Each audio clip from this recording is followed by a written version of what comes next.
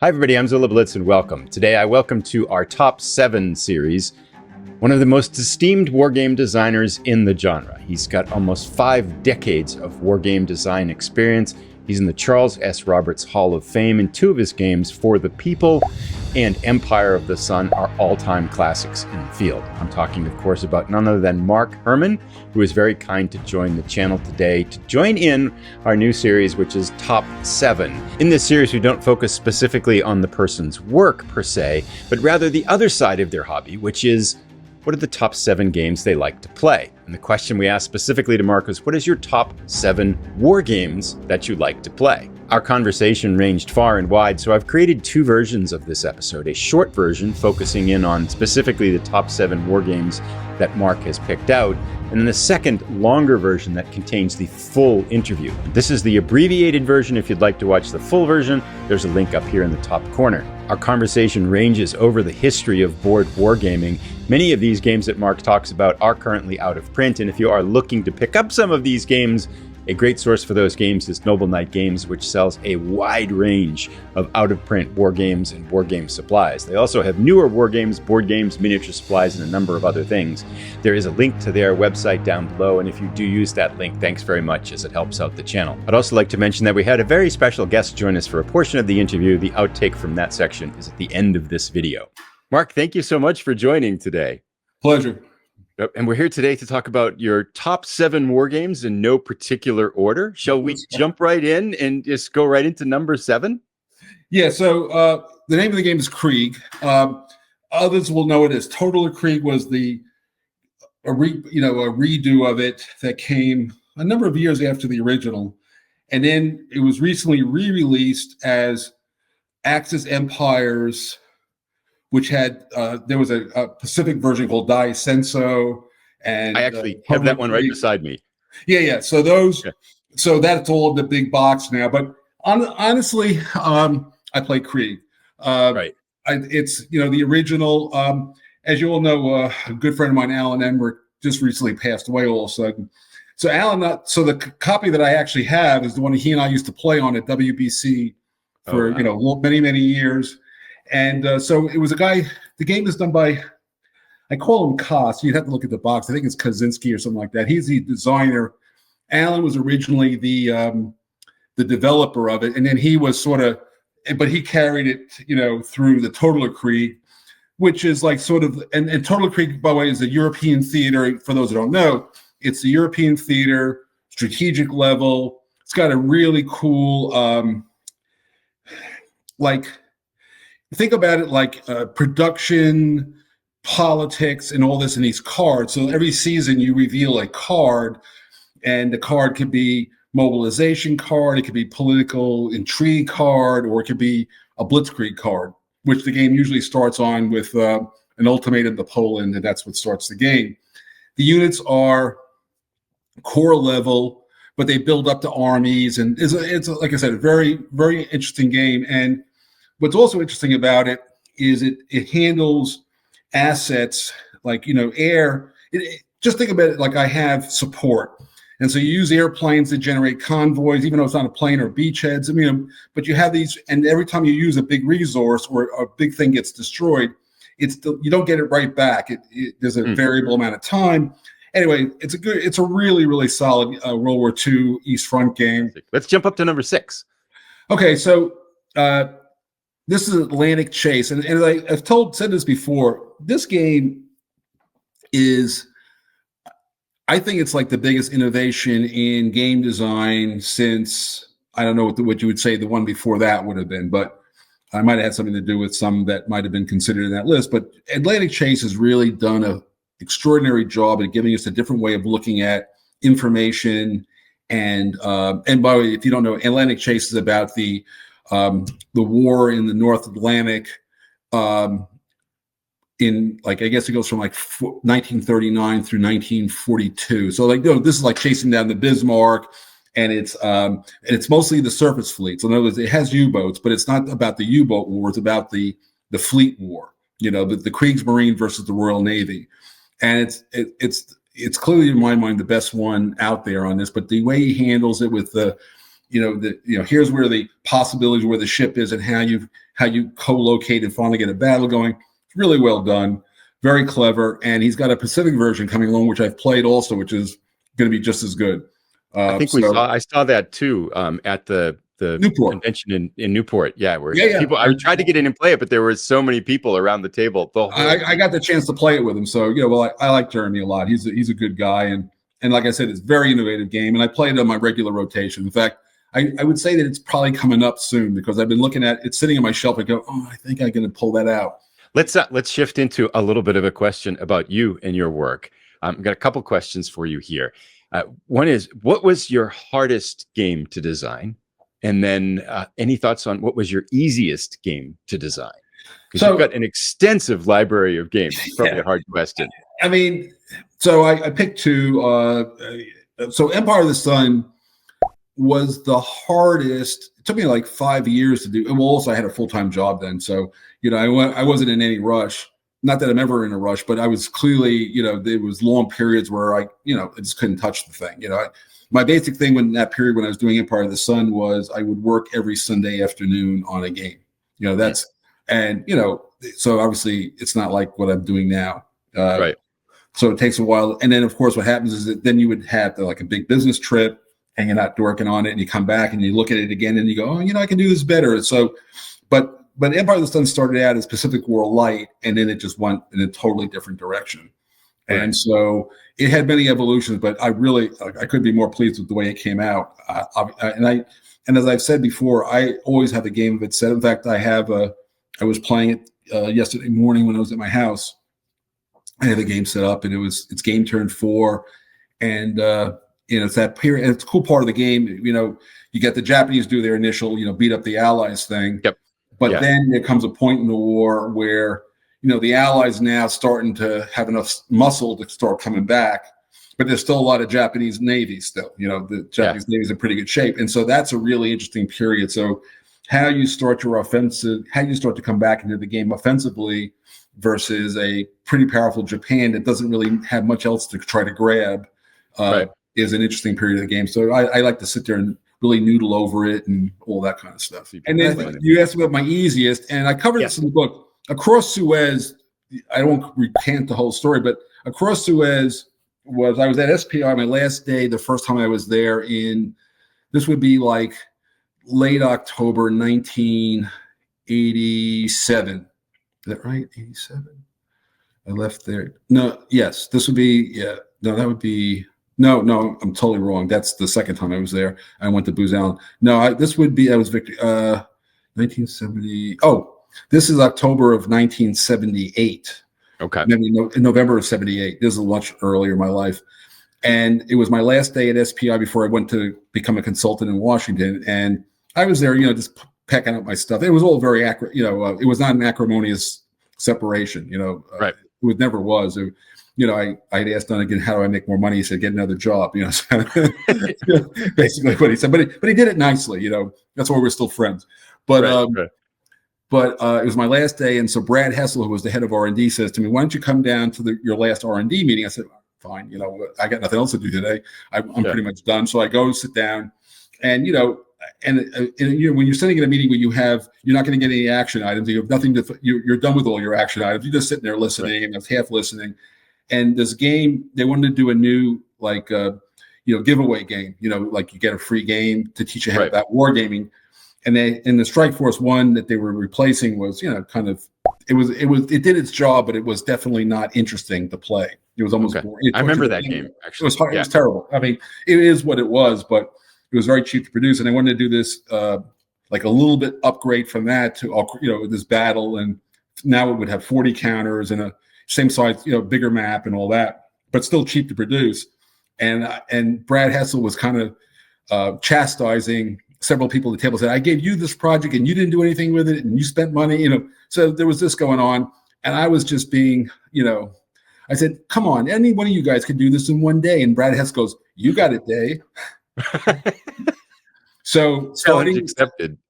Well, I didn't have any choice. I was, okay. I said, "Okay, after you open your mouth, you got to, you got to put your money where your mouth is." So basically, over the next 7 hours, from start to finish, I submitted a game into the art department for Across Suez.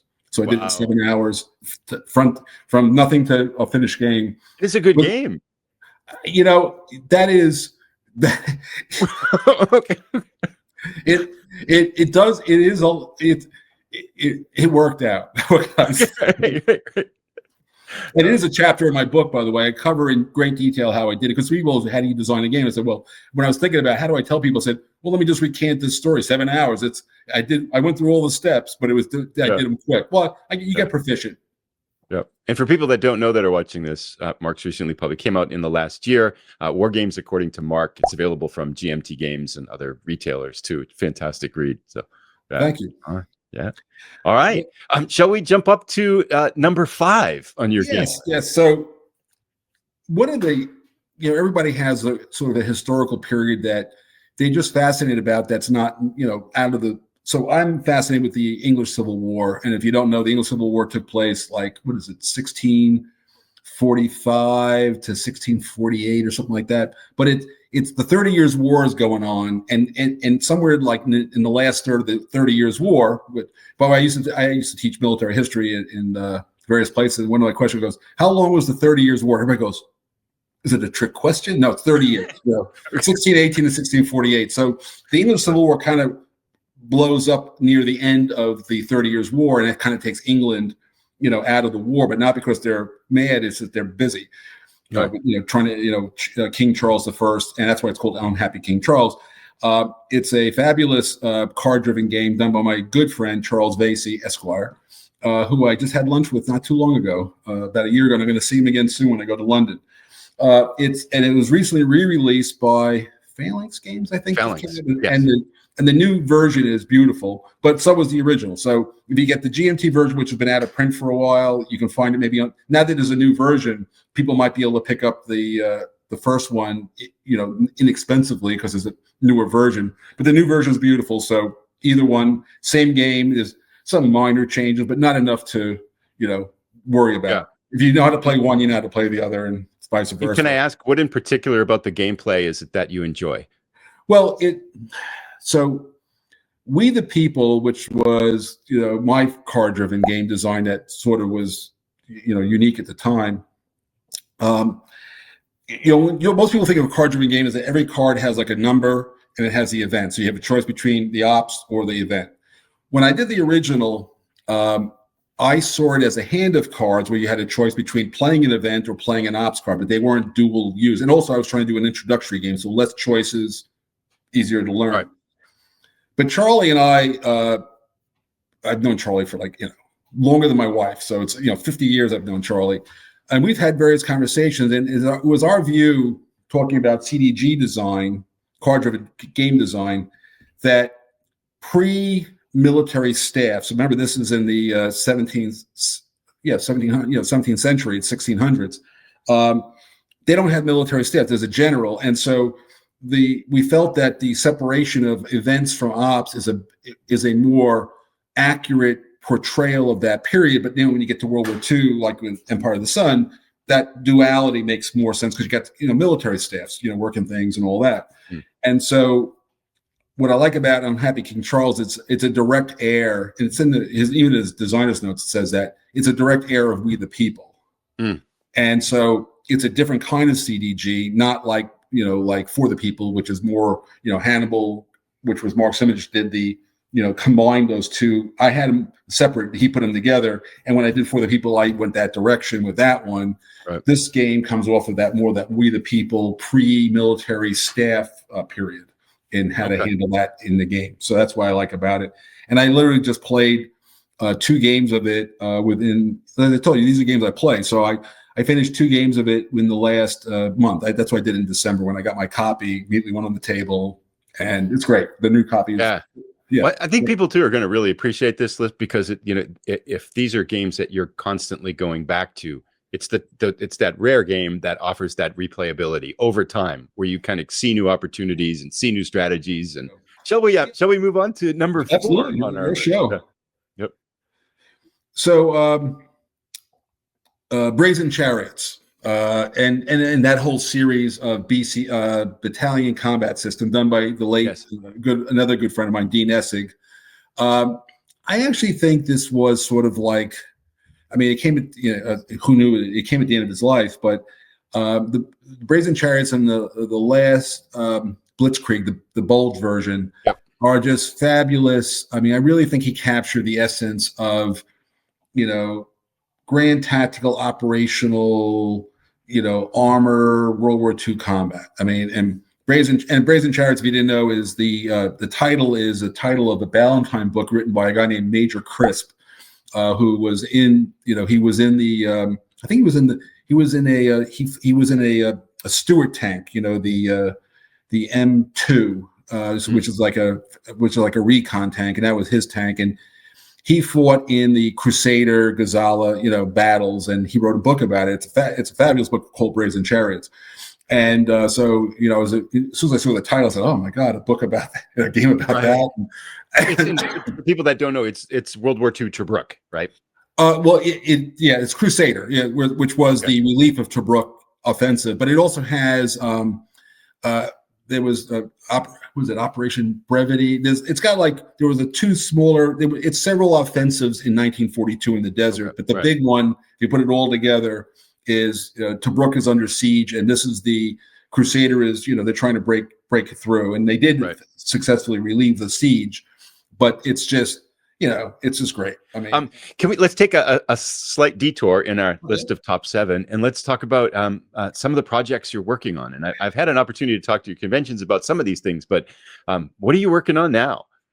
So there are 3 things. Well, see, I always have a dozen games that I'm working on, but I'm not going to go into all of that. And what happens is they're all percolating. Every so often I go, eureka, and then the game really moves forward. So, but right now, the 3 games that are really top of mind, because they're starting to move toward, the end phase, towards the art department, is first off, Triumvir, which is a game I'm doing with Jeff Engelstein, which is a follow-on in my Great Statesman series. But it's more based on Versailles, but it's definitely not it's not a Versailles in Rome.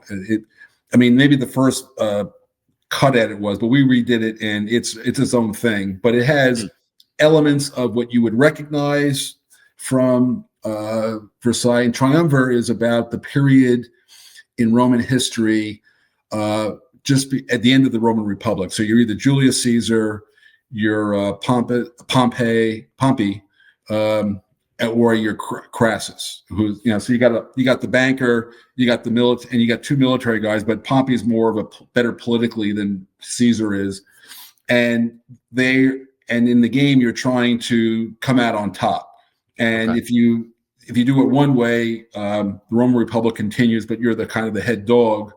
And if you do it badly, the Roman Civil War breaks out, which is what happened. That's why it's called, there's a crossing the Rubicon card that ends the game, and how that ends depends on what it is. And then, so last night I was on Mo's Game Table, Charlie, which is a combination of Kev Sharp from Big Board Gaming, Nate Rogers, I think is his last name, of Gimpy Gamer, and you got Mo's Gaming Table. They do a thing with the 3 of them do. And so David Doctor and I did a Defiance, which is our Russia-Ukrainian war game on the first 3 months of the war. That one is, also well along the way, and we're in, what I would call final developer testing before we go into, go into the development process with GMT, and they'll take it from there. Right. I mean, obviously we'll be involved. So that's the second one. And the third one, and you saw it, Army of the Potomac I'm in full, I'm having a great time. In fact, right now I'm deep into so the game has 2 basic scenarios. It's Grant's overland campaign to Richmond. And I printed out something because we just added the last map. I don't know if this can be seen that well. Hang on, a little bit. I'll figure it out. Yeah. So, wow. Okay. So that's map C, F, and you see that part that rectangle. Yes. That's Richmond, and that's the last piece that's being worked on right now. So the last piece of map. So this is I needed this for the 7 days battle. Okay. And a couple of scenarios with the cavalry. So that's but obviously this is not full size. Right. And I'll say this: the hobby has created a number of myths around Civil War combat that have become like, oh, that's where it's supposed to be. but basically 2 out of 3 assaults in the Civil War failed. And if you read any battle, it's like they attacked, they lost. It's you can name on, both hands and maybe both feet every single successful assault in the Civil War. So, Right. so the game generates that maneuver is best used if you can get there first, so they have to attack you. That's really the trick. Make them attack you, but if you're the one attacking, you're going to take losses, and gamers don't like taking losses. But this is the Civil War, Right. So, and I just finished. I just posted, and of course, Rebel Fury is coming out on Steam shortly, and it's fully done. We're just improving the AI, and I beat it the other night. But I lost. I won the game strategically, but tactically, it was 30-24. So basically, I lost 10 units, and the Confederates lost 8. So 18 pieces were knocked out of the game, destroyed from a battle perspective. That's a lot of losses. But if you read about this, they go, well, it's a really bloody campaign. Well, what do you think that looks like? right. But people liked the way that, if I have a piece and it takes losses, I don't lose the piece. You see, that's losing pieces upsets gamers. And so that's been the interesting challenge, but that's how I feel like that's why the game really is reorienting people to what's real. Let's jump back up into our list. Okay. Number 3. Okay, so this one, so in a way, I started realizing that, one of the things that your list really did for me, and I appreciate the questioning, this idea. I realized that every one of my games comes from a bunch of very famous designers who I know very well. So at some point, there was going to have to be a Jim Dunnigan game, right? I played so many of his games. And so the one I picked was Ardennes Offensive. And I just heard like Danny Parker, this last Gamble came out and it looks wonderful. I played with, I know Danny from those days, and he's fabulous, historian, researcher, great researcher, phenomenal researcher actually, especially on the Bulge. He's written multiple books on it. Yep. And he's done his magnum opus of that. But the one, and again, no denigration. There are so many Bulge games. There are literally 80 Bulge games you could buy. The 3 big topics in the hobby have always been Gettysburg, Waterloo, and the Battle of the Bulge, and then the East Front. Those topics are always been, done over. And you just go on BGG and type in the word, and the list will come out. Yeah. So Ardennes, what I like about Ardennes Offensive is its cleanness. It's just. It's infantry divisions, which are the Volksgrenadiers. It's some of the better infantry units, and then it's armor regiments, and some of the better infantry units are in regiments on the American side. And it's just a no-nonsense Bulge game. It doesn't overstay its welcome, and it comes up with it has great traffic rules for and all this kind of stuff. And I've always liked it, and I think Redmond did, SPI, remember this is a period when every color added to a map cost a lot of money. So 2 color maps, 3 color maps, and people go, oh, that's the graphics. Well, we're printing this stuff on a press. They don't have 4 color Pantone, colored. We're not using computers, right? And so Redmond was a genius at doing like amazing things with very little. It's like. Here's a paper clip, and here's a scissor, and here's a piece of paper. Make it into a house. They kind of, right. And so, but the Ardennes Offensive map does the one thing that almost none of the other Bulge games does graphically. It looks like it's the winner. The map. Yeah. So the sparseness of the map and the way he did the color choices, with the blue, what he did makes it look like there's no green on the map. Right. Because there would be some but the trees were covered, so it's got like a winter look to it, and it just looks like even the cover itself too. It carries that whole thematic color. Exactly. Now, I'd like to ask you a little bit of a different question. Mm-hmm. What game has been the most inspirational to you in your designs? So games that you've been exposed to that you said, oh wow, this is a game that's really influenced how I create games. That it was what I'm not even sure I answered the question well or even fairly, because it's such a hard question. But I'm going to focus on a game that nobody ever looks at or even talks about. It was a game cool, and it had 2 different titles. The second version, anyway, it's called Lee Moves North, when I was in college. It's an operational Civil War game, covers the Eastern Theater, and it has two basic scenarios. So it's the Antietam campaign and the Gettysburg campaign. Okay. But what's really cool about the game, and in fact, Army of the Potomac is going to have sort of like a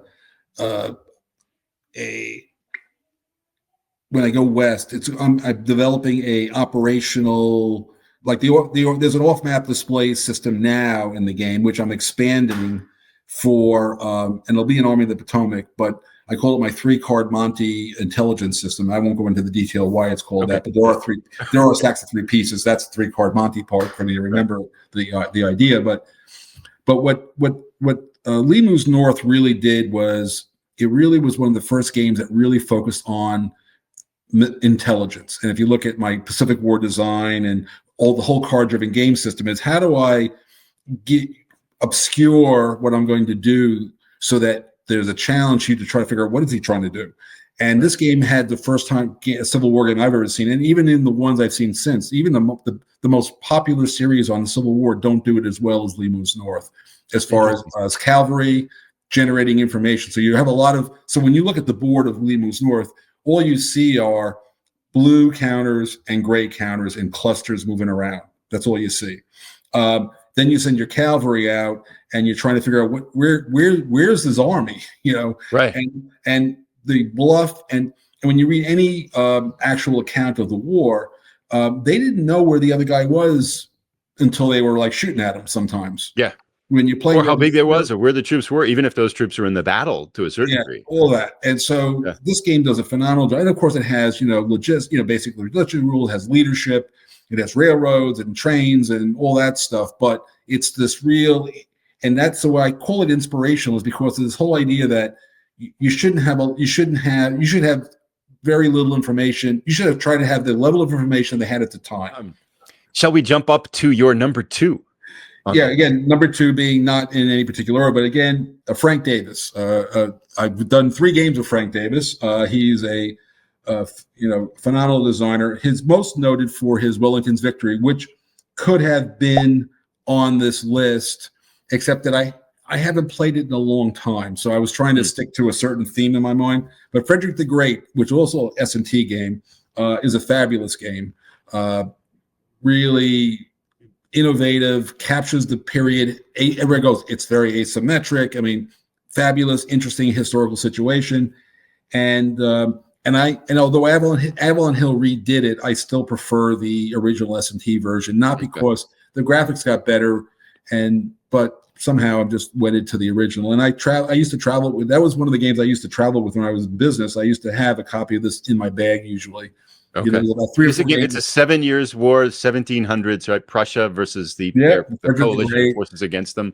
But it's got just a really elegant siege system, logistics, depot system, battle system. It's just great.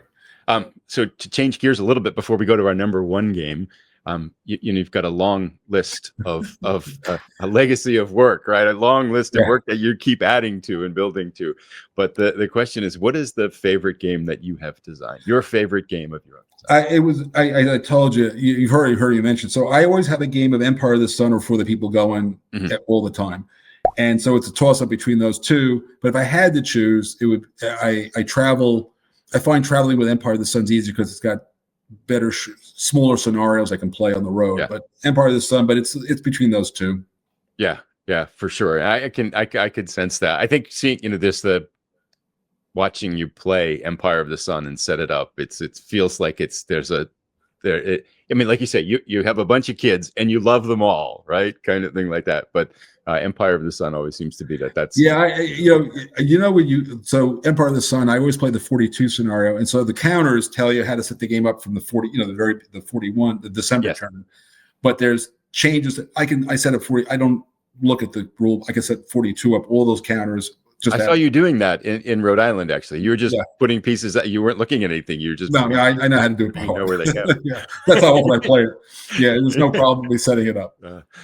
Let's go on to the number. And again, realizing this isn't an ordered list. These are favorite games that you play. But the last game, number 1 on your list. Well, going back to favorite design, so it's Richard Berg, and it's terrible. It's Terrible Swift Sword. So the short story is, I met Berg when I was when I was playing the first edition of La Bataille de la Moscova, which is still also is a game that could have been on this list. That's a Larry Groves game. I mean, obviously the series has gone been around for decades, but I actually prefer and only play the first edition with the original rules. Everybody complained about those. I think those rules were brilliant. So obviously what I think about the world and the war, I'm always in a minority of anything you can imagine. It doesn't really matter what it is in the hobby. If everybody likes this, I'm usually not there. So it's how it is. And of course, it became 3 days. They call it 3 Days of Gettysburg. But and again, the first edition, the series, was basically the same. But there's something quirky about the first one that I like better. The command system is the main point. And when I was in Stony Brook in my last summer in college, I play tested Terrible Sword for Berg. And that really kicked off the monster game era at SPI. And that was one of the first ones? Well, the first one was La Bataille, but that was like a one-off guy doing it, and Clash of Arms took it over eventually, I guess. I don't know where. They called it the La Martialate, so there was a group of guys who were producing it, but Larry dropped out early on. I don't know, and I don't even know what his role was as the designer even of the first one, but that's how I met him at the first Origins, and I played with him for like 48 hours, played the game, so it was a very memorable gaming experience in my life. I was only 19 years old. Thank you so much for sharing all of your wisdom and stories. And this is a fantastic list. I've got a number of ones I want to check out based on this conversation. I'm sure people will appreciate it. So thank you. And you'll have some very good outtakes, as I'll mention now. Yes. Yeah, stick around for the outtakes after this. We'll put those up next. That was it. Yeah, you'll see my granddaughters here. Yeah. Who's that over there? Hi. Who's that? Hello. Do you have dinosaurs? Yeah, she does. Look, I just got them for her. Oh, is that a Stegosaurus? Yes, you're correct. And here, you got to get in the camera. You got to get closer. So Stegosaurus? Hey, hi. And that's Sophia. Are those your dinosaurs or who dinosaurs? No, those are Claire's dinosaurs. Sophia reads big books now. I got her Wizard of Oz. She got dinosaurs. Okay. Yeah. Okay, so we're gonna go get a snack now. Sophia, take her. Hello. You got a brontosaurus and everything. Thanks, Mark, for joining today. We understand we have extra guests with us today. Yes, this is Claire, and she's 2, and she's got dinosaurs, as you can see. So yes. Well, we'll have to ask Claire about her favorite war games too. Yeah, absolutely. Okay. Shall we jump in and get started? We're here today to go through your top 7 war games. Yeah. Understand these aren't in any special order. These are the 7 games that you like to play. Hang on, Carol. I think I need a little assistance here because she's apparently a real actress when she gets her moment. Yeah. That's my wife here. Hi.